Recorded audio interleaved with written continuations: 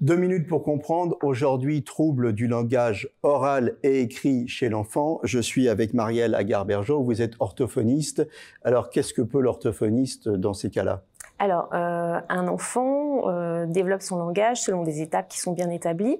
Donc, si on constate par exemple que à l'âge de 2 ans, il ne dit pas de mots, il y a des chances pour que ça ne s'arrange pas. Et donc, dans ces cas-là, il va falloir... Trouble du comportement oral, là. Trouble du comportement oral, on a un enfant qui devrait parler, qui ne parle pas. Donc là, on va avoir besoin de l'orthophoniste pour justement développer son langage. Il peut y avoir des troubles de l'articulation. Donc là aussi, on va faire intervenir l'orthophoniste, souvent d'ailleurs lié à la succion de tétine. Donc on va faire comprendre à l'enfant qu'il va falloir se séparer de sa tétine. Donc là, vraiment, tout ce qu'on va repérer d'anormal par rapport au développement normal du langage de l'enfant va être possiblement pris en charge par une orthophoniste.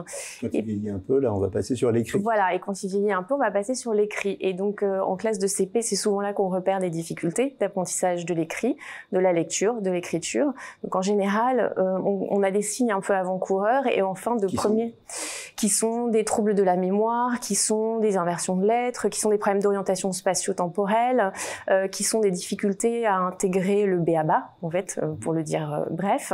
Et donc là, en fin de premier trimestre de CP, en général, on peut déjà intervenir, faire un bilan, et la maîtresse souvent... Pour l'oral et l'écrit, le mieux, c'est plus tôt on consulte et exactement, mieux c'est, oui, exactement. Le plus tôt est mieux, effectivement. Et puis au quotidien, faire en sorte que l'enfant ne soit pas trop devant les écrans et qu'il puisse communiquer le plus possible avec son entourage et son environnement pour éviter d'aggraver les choses. Voilà. Voilà, votre enfant rencontre des difficultés, que ce soit à l'oral ou à l'écrit, pensez à l'orthophoniste.